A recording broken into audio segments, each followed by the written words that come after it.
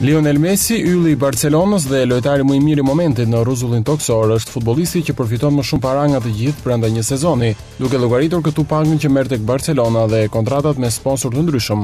Sipas një renditje të përpiluar nga revista e njohur franceze France Football, kampioni i Argjentinas fiton në total gjatë një viti 33 milionë euro. Në fakt, Lionel Messi nuk është se ka ndonjë pagë jashtëzakonisht të lartë tek Barcelona, ku gjithsesi ai fiton në vit 10.5 milionë euro nga kontrata dhe gati 1.5 milionë euro në formën e premiave. Por ajo që e bën pleshtin në Argjentinë si multimilioner janë kontratat e tij me firma të fuqishme, nga të cilat si imazhi i tyre Messi përfiton 21 milionë euro në një vit. Sipas llogarive, Lionel Messi i bie që të përfitojë gati 100.000 euro në një ditë, një shumë të cilën një punëtor i thjesht në një nga vendet perëndimore nuk mund ta përfitojë pa 3 deri në 5 vite punë. Edhe futbollistët e tjerë që renditen pas Lionel Messit llogaritën të fitojnë shumë amaramëndse.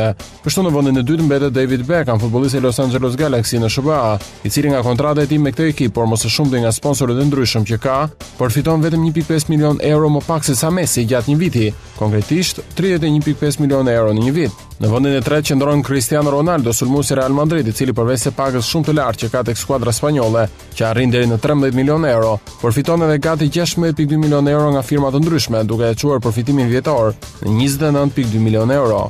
Interesant është fakti se shuma që përfitojnë këta lojtarë veç e veç është shumë e madhe se sa 24 milionë euro që përfiton Alex Rodriguez, sportisti i ekipit amerikan Yankees të bejsbollit. Në 10 vendet e para të futbollistëve që fitojnë më shumë janë edhe Eto'o, Rooney, Aguero, Yaya Toure, Torres, Kaká dhe Philipp Lahm. Ndërkohë në renditjen e trajnerëve, vendi i parë për përfitimet vjetore mbahet nga Jose Mourinho, trajneri i Real Madrid, me 14.8 milionë euro. Carlo Ancelotti i Paris Saint-Germain fiton 13.5 milionë euro në vit. Pep Guardiola 9.5 milionë euro dhe më tej vijnë Arsene Wenger, Gus Hiddink, Ferguson e të tjerë.